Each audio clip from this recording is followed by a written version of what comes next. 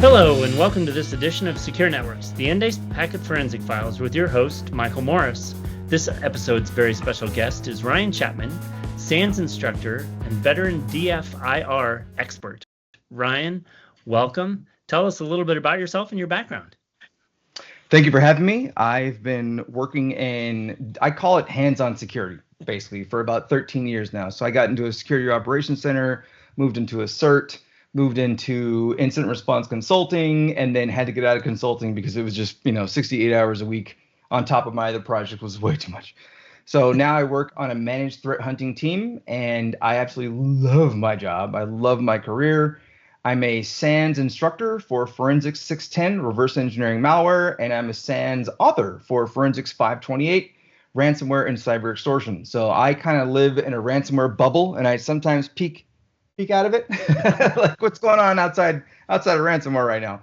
But that's pretty much what I do. We're super excited to have you on our series here, and as you know, what we do is network packet capture, and so what I wanted to get into is really talk about your expertise on digital forensics. So, what are some of the primary challenges faced in digital forensics and incident response when dealing with ransomware attacks in particular? You mentioned. I say with any case, but especially with ransomware, it's visibility. And that's why when you ping me, would you be interested in the podcast? I was like, yes, I would, packet capture crew, like, let's do this. But just not having the logs that you need, not having the visibility that you need, a client that doesn't have EDR or XDR or whatever you want to call it. And you're just kind of beholden to whatever Windows wants to show you, Right. Windows is an absolute snitch, which is wonderful. And it just kind of catalogs, oh, you did that, and you did that, and you did that. And that's great, right? But having visibility outside of that, logs in a SIM or a log aggregator, packet capture, don't get me started. Or, well, you should actually get me started. We'll get to that in a moment. The more you have to look at, the better you're going to be able to ascertain how they got in, what they did, how they, access credentials, how they move laterally, all the above. And many cases involve basically just default Windows configurations. You walk in there, there's no GPOs configured for additional logging, things like that. And you're like, all right, we're going to go old school. We're going to go old school forensics on this bad boy. So the more visibility, logs are huge. Packet capture is massive, and a lot of people don't have it. More on that coming up. The more you have, the better that we as consultants coming in are going to be able to identify what the heck happened. No, that's great. And I love to hear the endorsement of how packet capture can pull things together, right? I use that analogy a lot when I'm talking with customers, is we can kind of connect the dots of the other indicators. So let's drill into that a little bit. How has the evolution of ransomware tactics impacted the strategies and tools in DFIR? So really, it was 2015, 16 when we saw a movement from ransomware like Crypto Wall, Crypto Locker, Crypto Star, whatever, where it impacted a single machine. Phishing email came in, someone did a silly click, as I call it, boop, clicked on something silly, and then that machine gets locked down, but it was that machine type of problem, right? So you started to see human-operated ransomware, which is a term that Microsoft coined. I call it HUMOR, HUMOR, because they didn't give an acronym. How dare they? So I had to make one up. And we saw these threat actors coming in, and nowadays they're coming in and they're following these playbooks from A to Z. And it's like bop, bop, bop, bop, bop, bop, bop.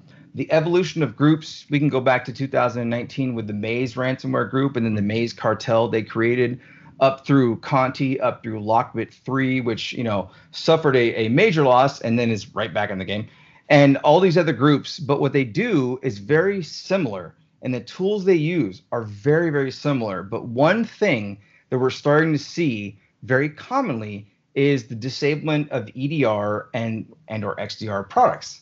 And when folks are not looking for the disablement of their security software, which we, for example, in consulting rely heavily upon, as I just mentioned, visibility is huge, right? I want to see those logs. I need to see what processes executed, what pipes were created, what mutexes really, all these fun, amazing things. When you lose that capability, then your visibility is hampered, essentially. It's not a fun time. So we're starting to see a number of tools, like one just randomly out there on GitHub is called EDR Sandblast. And Okay. it's a phenomenal tool. It's so good at what it does, which is a huge problem, right? Like we don't want that. So that's one of the things we're seeing evolution wise. And I think another thing I'll throw in there, I said there's one big change, but really there's another one that I mentioned on like every talk related to ransomware. In 2013, 14, we saw back to 2011 when I really started getting into this stuff. Hmm. We saw threat actors leveraging custom malware, custom backdoors, custom remote access Trojans, things of that nature.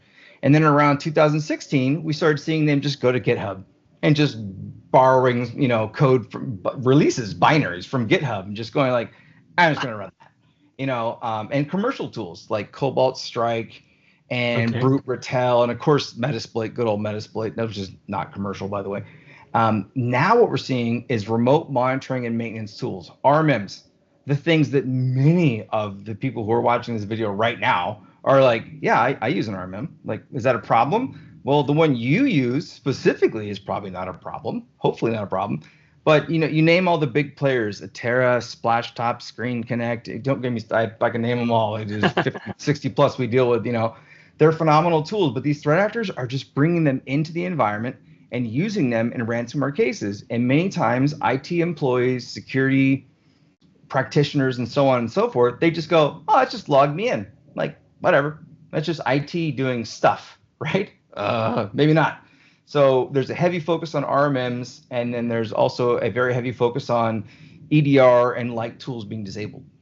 Oh, wow. Okay. That's great intel. This is the purpose of this podcast, right? Is really to share your expertise with our listeners so that they can better protect their network. So great insights there. So back to kind of, you mentioned the visibility piece. How can packet data really be utilized in investigation and response to ransomware attack, right? Where does it, can you give a real world example of where it has helped you or might help you? Yes. Oh, for sure. And I'm going to say 2013, 14-ish, right? The general IT computing world just moved more and more and more towards SSL-enabled sites. It hasn't really been that long, which is kind of funny when you think about it. Right. But a lot of people think, well, something occurred over 443, SSL was enabled. We don't have SSL decryption for whatever reasons, be it cost. Well, usually it's cost. It all comes really down to cost, right? Whether the firewalls can't support it, whether they don't have your Endace tag cards with the, whatever, right? But in reality, a lot of the ransomware attacks occur over non-SSL enabled ports. So a good example is Cobalt Strike, which is a phenomenal, don't get me wrong, I love Cobalt Strike as a red teaming adversary emulation platform. It's just fantastic. Problem is it's a little too fantastic, and so the threat actors have adopted it, and that's an understatement, if you will. So many times we'll see that they're actually using beacons communicating over out on port 80 with SSL not enabled. And if you have packet capture in that environment, ooh, you can have a good time. And there's tools like, SOC 5 proxies that folks will use. One of the common ones, System BC. Many times we'll see it operating on a non-secure port. And we're like, you don't even need the decryption. Like if you had packet capture, you'd be able to go doot. This happened and that command happened and then this response occurred and then boom, bada boom, bada boom. And we just find that so many, the royal we find in consulting, that many clients don't have PCAP capabilities and think, oh, we don't really need them. Everything's secured these days and encrypted. And I'm like, nah, that's not really the case. No, that's an excellent point, because we do get asked a lot of times, how we handle encrypted traffic, and our answer very simply is along what you said. If you really that important to you, decrypt it before you send it to us. But there's a lot to the point you just made. There's a lot you can figure out that it is not encrypted, and especially because there's a lot of phases or stages to a lot of malware nowadays. That before it gets to the ransomware part, right? It's already done a lot of reconnaissance and other things. So that's an excellent point. So is there some specific packet data that a really expertise DFIR team would prioritize during a ransomware investigation? And if so, why? Was that specific packet data or otherwise? Yeah, packet data was the specific target, but if there's other data that when you first arrive, what do you really look for, right? So one of the important things to remember is that every organization that gets hit by ransomware, what is their number one priority above all else? Almost every single time, it's to get back into operating status. Back online, right? yep. It's not for, hey Ryan, how's your team doing identifying the infection vector? And hey Ryan, how's your team? Like, no, they don't care about that, right? They might quote unquote care about it, but it's way lower on the priority list than just getting back to work, quote unquote. And so when you have PCAP data, it allows many times for us to identify some of those initial infection vectors quicker than we might otherwise be able to do. And, we have groups that say like, well, we have backups going back a week. We're going to go ahead and start backing up from that. And you're like, pause. How long's the threat actor been in this network? And they're like, I don't know. That's your job. And we're like, I know. That's my point. Like, slow down before you start, bringing things back up.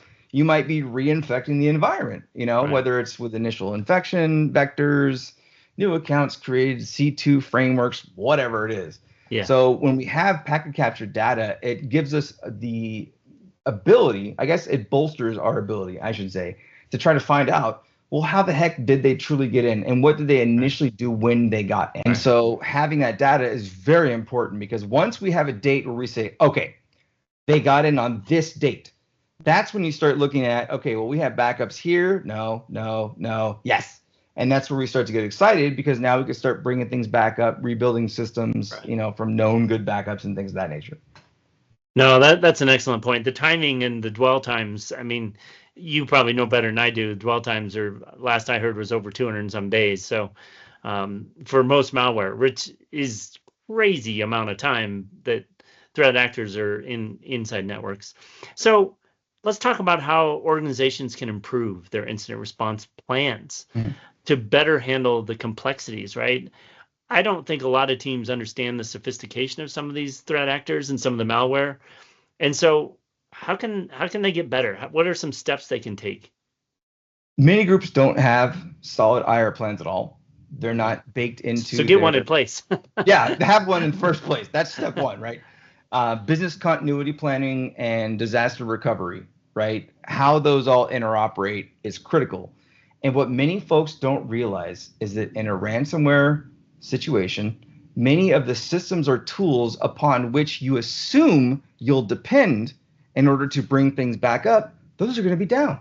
So like my favorite is not my favorite, it's my least favorite to deal with, but is when Active Directory is down. We got ransomed. We're going to deploy all these images, Ghost, whatever. Like, okay, cool. How are you going to do that? Oh, we're going to deploy GPOs. Are you now? And you're going to do that using what infrastructure? Because your Active Directory domain controllers, your PDCs, your duplicative controller, they're all down. So what are you going to do now? Oh, we're going to deploy software. How are you going to do that? Oh, we're going to use SCCM. Okay, that's cool, but that's encrypted also. So next, like, what do you got? And really, it's having backup mechanisms for backup mechanisms. And that's where things like an E or an XDR, or whatever you want to call it, comes in handy, because they can often deploy scripts and software and things of that nature. Even if the overall infrastructure of your network has completely crumbled, they're able to basically just come around and go, whoop, well, I'm just going to install this real quick. Okay, great. Now we're going to check to see if you're infected. What's the last backup you had? That kind of thing.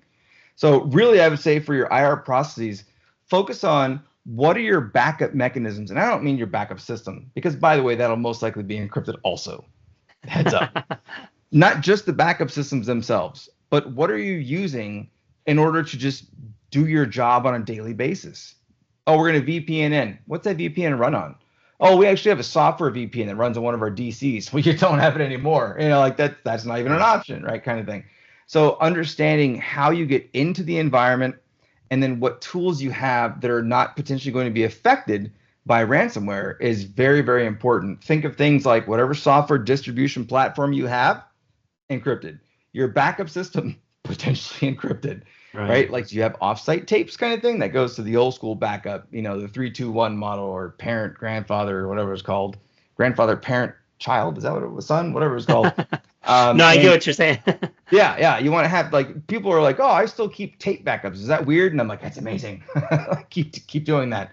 Right. So whatever you think your IR plans are going to rely on, think about, are those virtualized? Are those on a physical system? Are they connected to the network? Do they have trust in the domain? Do they have accounts that are plumbed into AD? If those are down, what are you going to do?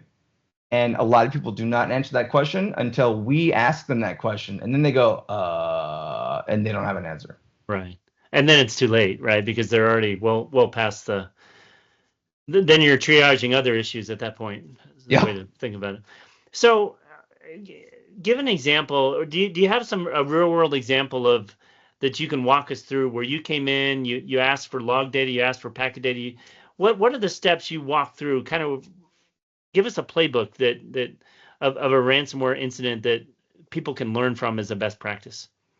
That's a great question, and that's because many times when a consulting group comes in, one of the large firms like where I might work for, a primary day job, or others, or smaller boutique places, when they come in, they need to collect data. The way they collect that data is going to be in one of two ways. It's going to be an EDR or an XDR that you already have in the environment, which is usually the best way, or it's going to be one that they want to deploy.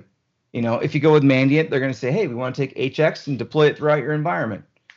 Okay, how are you going to deploy that if Active Directory is down? How are you going to deploy that if you use SCCM and that's down? Say you use PDQ deploy, a tool that I just happen to like and have used it on many cases, and you're like, oh yeah, we're just going to use that. We have that software, it's not encrypted, that's fine. Okay, but it relies on Active Directories, so what are you going to do? And I'm hearkening back obviously to the previous response, and then many groups will have a script. They'll have some form of script, whether it's PowerShell or Visual Basic, whatever it might be. They're going to want to push that to as many hosts as they possibly can in order to collect that information back. Some groups will use a tool like Cape from Kroll, not Kroll Labs, just Kroll. And they'll want to use that to acquire information. If you have Linux-based devices, or I should say any kind of Nix-based devices, really, Star, NIX, Unix, NetScalers, all kinds of stuff. They'll want to use, like a fellow named Thiago makes the Unix-like artifact collector, UAC. Phenomenal tool, by the way. If you have to collect data from any non-Windows machine, including Mac OS and all, what about Linux version blah, blah, blah? Yeah, that. UAC is a wonderful tool. So whatever it is, they're going to want to push something out in order to collect that data back. And if they can't push it out because your software deployment mechanism is down, we're just going back to the last answer, right? But usually we deploy those tools. We get the bundles. I just call it a bundle, right? The data back from the individual machines. We will push those into like an EDR or an XDR and then review it at scale. Or some groups will just push it into like Elasticsearch or even Splunk. They'll maybe just be paying for Splunk. And then they'll try to analyze things at scale where you're looking at all the various hosts in the environment. So deploying those things is critical, and it goes right back to the previous answer of, can you even do that? Right. No, great question. And you kind of started hitting on my next question, which was really around what tools and techniques. You mentioned a bunch of tools. Are there techniques about analyzing and collecting, whether it be log data, metadata, packet data, in the context of ransomware that really is, I'll say, efficient and most useful, right, in terms of a technique? You want aggregated data.